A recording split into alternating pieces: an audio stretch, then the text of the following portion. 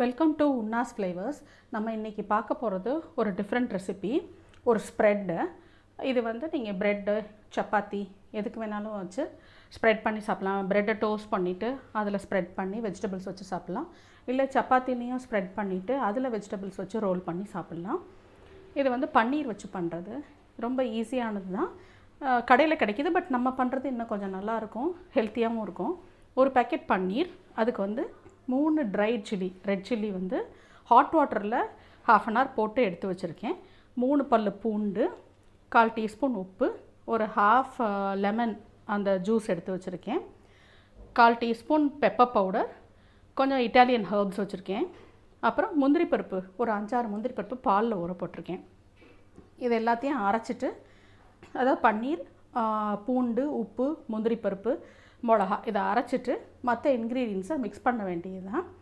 இது ரொம்ப சிம்பிளானது, ரொம்ப தண்ணியும் தேவைப்படாது. இன்றைக்கி வேணால் அதில் வந்து ஒரு ½ சீஸ் க்யூப் கூட ஆட் பண்ணிக்கலாம், பட் நான் இன்றைக்கி ஆட் பண்ணல. அதே மாதிரி சில்லி ஃப்ளேக்ஸும் ஆட் பண்ணலாம். இது ரொம்ப சிம்பிளானது. இப்போ நான் இதெல்லாம் அரைச்சிட்டு காட்டுறேன். இப்போ பாருங்கள், முதல்ல மிளகா, முந்திரி பருப்பு, பூண்டு, உப்பு போட்டு மிக்சியில் அரைச்சிருங்க. கொஞ்சம் அரைப்பட்டதுக்கப்புறம் இந்த பன்னீரை போட்டு அரைங்க. உப்பு பத்தலை, அதனால் இன்னொரு 1/4 டீஸ்பூன் போட்டிருக்கேன். ஸோ ½ டீஸ்பூன் உப்பு போட்டிருக்கேன். இப்போ நல்லா பேஸ்ட்டாக அரைச்சாச்சு. இப்போ இதில் ½ Lime, 1/4 teaspoon pepper powder, Italian herbs போட்டிருக்கேன். நீங்கள் வந்து ஒரிகானோ இருந்தால் ஒரிகானோ போடலாம், எந்த உங்களோட ஆப்ஷன். சில்லி ஃப்ளேக்ஸும் போடலாம், நல்லாயிருக்கும் அது. இப்போ மிக்ஸ் பண்ணிவிட்டு காட்டுறேன்.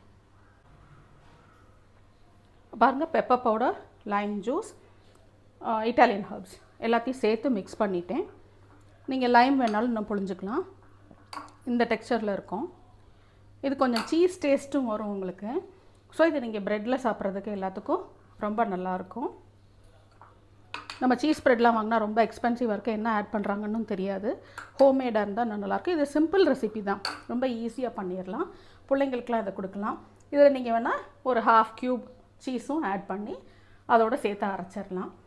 ப்ரெட்டை டோஸ்ட் பண்ணிவிட்டு அதில் ஸ்ப்ரெட் பண்ணி வெஜிடபிள்ஸ் வச்சு சாப்பிட்லாம், இல்லை சும்மாவே அப்படி சாப்பிட்லாம். ரோட்டிக்கு சாப்பிட்லாம், நேச்சோஸ் அந்த சிப்ஸு எல்லாத்துக்குமே நீங்கள் அதை வந்து டிப்பாக வச்சு சாப்பிட்லாம். எல்லோரும் இதை ட்ரை பண்ணி பார்த்துட்டு உங்கள் ஃபீட்பேக்கை சொல்லுங்கள். அடுத்த ஃப்ரைடே இன்னொரு ரெசிபியோடு உங்களை நான் சந்திக்கிறேன். தேங்க்யூ.